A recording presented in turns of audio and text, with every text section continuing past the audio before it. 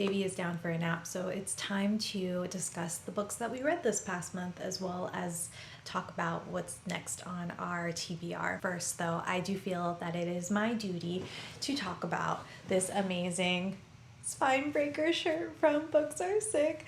I do have a little bit of imposter syndrome wearing this particular shirt because I personally don't like to break my spines. I am very careful with how I treat my books.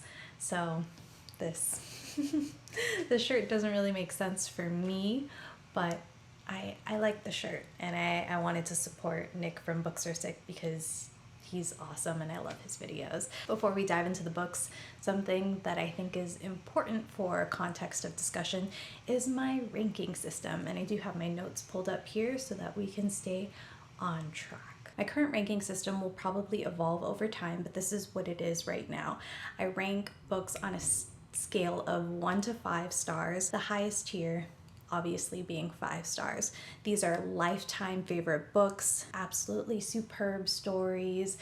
I loved it, and I feel the need to attain a physical copy if I don't have one already to put in my library, and will recommend it to others without hesitation. 4 stars, it's still pretty darn excellent.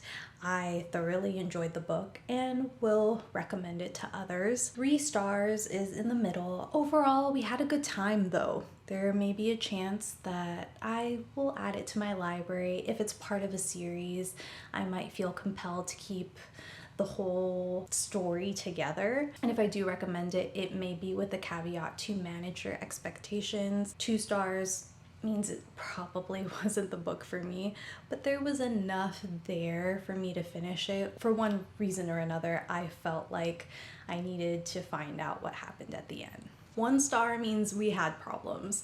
I don't know what to say about that. I don't think that I've rated any book 1 star, and at that point it probably will be a DNF for me. But if I DNF a book, I don't feel like it's fair to rate it. There's just no rating. So that's what I have so far. It does need some further tinkering, but again, this is so that you understand where I'm coming from when I talk about the books that I read. Let's start with the books that I finished last month but didn't get to talk to you about in my last video. I tandem read Powerless and Powerful by Lauren Roberts. I have Powerful in the physical copy, and I borrowed Powerless on the Libby app. It was a very slow start for me when I started reading Powerless, and it wasn't until about 40 to 50% of the way through that book that I learned you could tandem read it with the novella Powerful. After some back and forth, I did decide to order the physical copy off of Amazon so that I could read Powerless before the loan expired on the Libby app. And I'm really glad that I did, because this supplemented Powerless in a way where I wanted to keep reading. Not to say that I wouldn't have finished Powerless on its own. Let's take a moment to appreciate some of the tabs here. Lots of annotating goodness with the novella Powerful. Powerful, in my opinion, is a much more polished work. That should come as no surprise to anyone, because Powerless is first in the story and Lauren Roberts wrote Powerful after. Overall, together, I rated them 3.5 out of 5 stars. I'll leave links to all of the books that I talk about today in the description box below if you want to take a closer look. Powerless follows female main character Peyton and male main character Kai. Kai is part of this elite class. Peyton is an ordinary, and those born without powers are basically hunted, and that is Kai's job. But of course, Peyton and Kai find themselves feeling certain feelings for each other that they probably shouldn't. Let me just say, Adina and Mac, and I liked them individually, and I liked the scenes that they had together in this book. Those are my thoughts on Powerless and Powerful. Next up, I finished reading On Writing by Stephen King on my Kindle. I am someone who hasn't read any of his other works. This is actually the first book that I've read by Stephen King. So what do you know? He's talking about the books he's written. In this book, where he's talking about the craft of writing. I think he had mentioned some of his more popular titles, such as Carrie and Misery. Those are definitely books that I want to read so that I can have his insight sort of in the back of my mind, especially Misery. He talked about that quite a bit in On Writing. Overall, the book, very concise and to the point, which I like. It's a breakdown of here's what matters and kind of forget the rest. A very no-nonsense approach to the craft of writing while still preserving the allure of it. There was one memory he shared about his babysitter at the time throwing him in the closet, and he had a terrible stomach ache and ended up throwing up, I think, on his mom's shoes. And the way that he presented that particular passage, it was intense. And I remember thinking, this is king. Write like king in the closet. I think that's what I wrote in my little highlights on my Kindle, and I think I transferred that over to my notebook as well. Overall, I would give this book 4 out of 5 stars. That rating might go up once I've actually read some of Stephen King's books. And I want to thank John for recommending The Green Mile. If there are any other books by King that you guys feel I should prioritize when diving into his immense archive, please feel free to pop in the comments below. We did finish listening to Harry Potter and the Half-Blood Prince by J.K. Rowling, narrated by Jim Dale. 5 stars, so easily 5 stars. I've read the physical books and was very excited to listen to the audiobooks with my child. We are now 1 book away from completing the series. I put the Harry Potter series on a pedestal when we're talking about YA fantasy, and Jim Dale has wonderful, superb narration. He brings all of the characters to life, and I think it's been a wonderful and magical experience listening to the books after reading them, and I think after I'm done listening to them, I'm going to read the series again. That's the plan anyway. Another ebook that I read on my Kindle through the Libby app last month was The Montessori Toddler by Simone Davies and Junifa Uzodike. I'm sorry if I'm butchering that. This is part of a larger series, so I previously read The Montessori Baby, and then next up was The Montessori Toddler, and it goes on to The Montessori Child and The Montessori Teen, which I do eventually want to read. I ordered The Montessori Child, but it'll probably be tucked away for when my child is older. You could jump straight away into The Montessori Toddler, which is what I was debating doing when I went in and placed my holds for both The Montessori Baby and The Montessori Toddler, but I think The Montessori Baby became available first, so that's what I started with, and I'm glad that I did because it laid so much foundation for the next book. You get more actionable items, where with The Montessori Baby you are really diving in to the belief system. Why is it that Maria Montessori did and believed these certain things? If you're looking for an approach that's very much based in practical life skills and giving your child the environment that is most optimal for them to take great strides in independence, I think you'll enjoy both The Montessori Baby and The Montessori Toddler.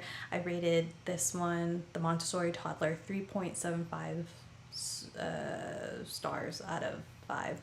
And yes, I do have nitpicky things like 0.25, 0.5, and 0.75 in my current rating system. I guess you could just round up to 4 stars. Another parenting book that I read this past month was The Sleep Ladies Good Night Sleep Tight by Kim West. I don't know if you can tell from my videos, I haven't really been getting very much sleep. I picked this book up wanting to find a solution to the lack of sleep in this household without having to resort to crying it out or the Ferber method. So the Sleep Ladies approach is supposed to be a gentler alternative. This book is broken down into Kim West's approach, some of the guidelines that she sets for sleep in general, as well as breaking down her recommendations by age. So I thought that was really helpful. There are a lot of things that the author repeats in this book, which If you're a sleepy parent, I think it's warranted, but I did find myself at times going, okay, I think we talked about that already.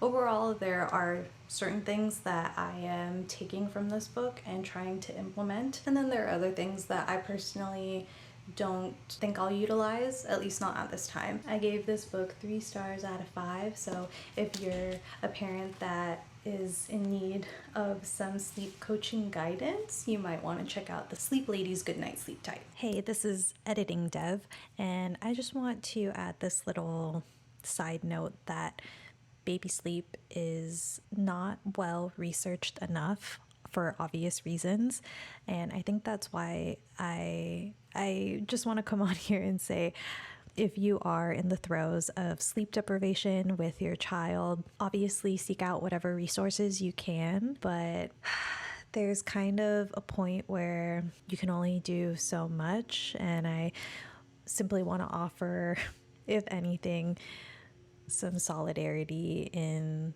feeling all of that sleepy frustration. It's been a while since I've picked up an adult romance, but I'm very glad that I decided to read this one. It is Punk 57 by Penelope Douglas. I was able to download a free copy of it on one of the Stuff Your Kindle days this past year, or maybe even before that. I can't remember. I was in a mood for something different.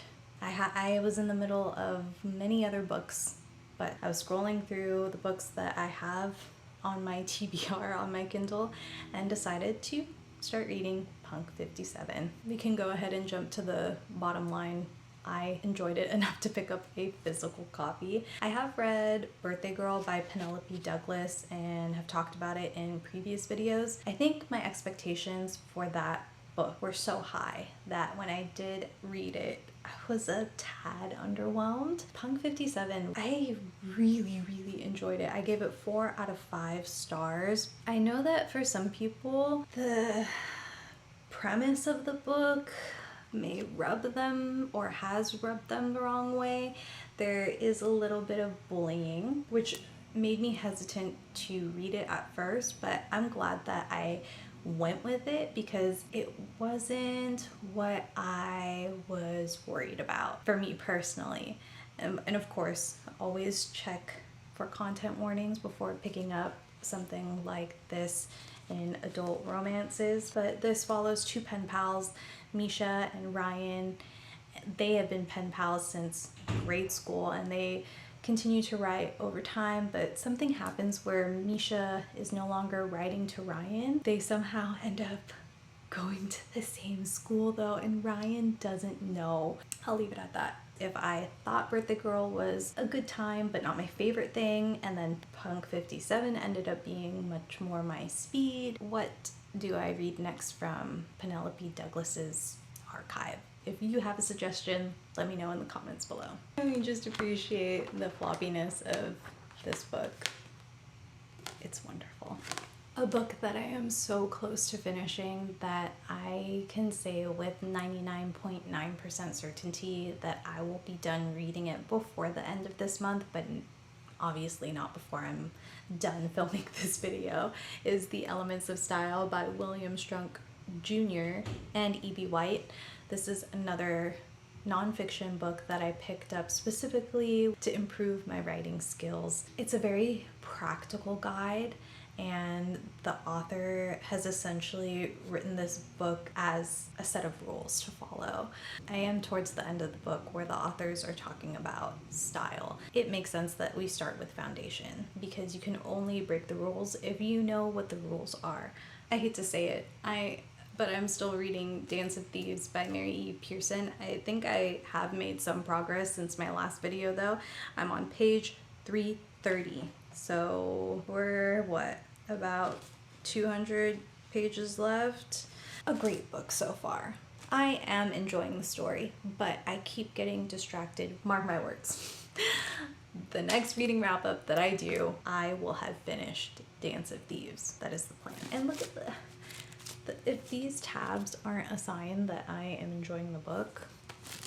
Lots of fun tabs, lots of annotations.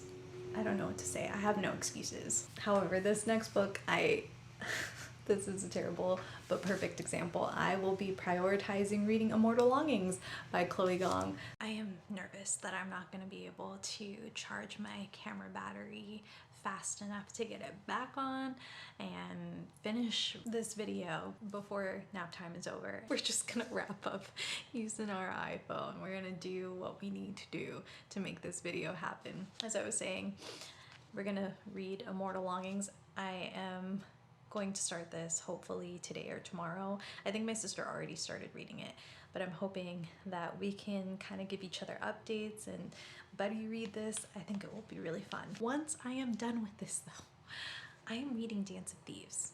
We're gonna finish it. That is my commitment to myself, and I'm saying it here for accountability. I am very excited to go to Chloe Gong's event. I saw on her Instagram stories when she left Arcs of Vilest Things on the steps of the San Diego Convention Center. I was so tempted to ask my husband to drive me there. I think it was during a weekday, but baby was already a little fussy and we just needed to get home. So I was very sad about that. When I saw that she was coming to San Diego for her Vilest Things tour, I immediately pre-ordered copies for my sister and I. Some books that I mentioned last month but didn't get to: Before We Were Innocent by Ella Berman. If I don't finish this book before the end of next month, it is going back to the little free library. I think that's only fair. Someone else, another reader, is waiting to enjoy it and they don't know it yet because it's not there. It's here in a stack of books waiting to be read. The Song of Achilles. I still want to read this by Madeline Miller, so this is going to stay on my TBR. Realistically, I don't know that I'm gonna get to this in September, but I'm going to keep it at the top of my TBR. Fahrenheit 51 by Ray Bradbury. Again, I don't think that I'll get to it this next month, but I'm gonna prioritize it because I picked up this and Song of Achilles from the same little free library. I couldn't help myself. I picked this up from that same little free library on a different day. I think it was maybe 1 or 2 weeks ago. This is The Worst Best Man by Lucy Score. I haven't read a Lucy Score book and I've seen different opinions. Let me know if I should start here because I think her more popular series would be Things We Never Got Over, and what's the book after? I can't remember the title. There you go. And it's a beautiful cover and brand new copy, dare I say. These are the books that I read this past month, as well as the ones that I borrowed through the Libby app and read on my Kindle. Here are the books that I'm planning to read this next month, and then still high up on the TBR. I'd love to hear from you. What books did you read this past month? What did you think of them? And what do you have next on your TBR? Let us know in the comment section below. Thank you so much for watching. With so much love and gratitude. I apologize for the jets or the airplanes that are going overhead right now, but we did it. We finished the video. Take care and I'll catch you in the next one. Bye.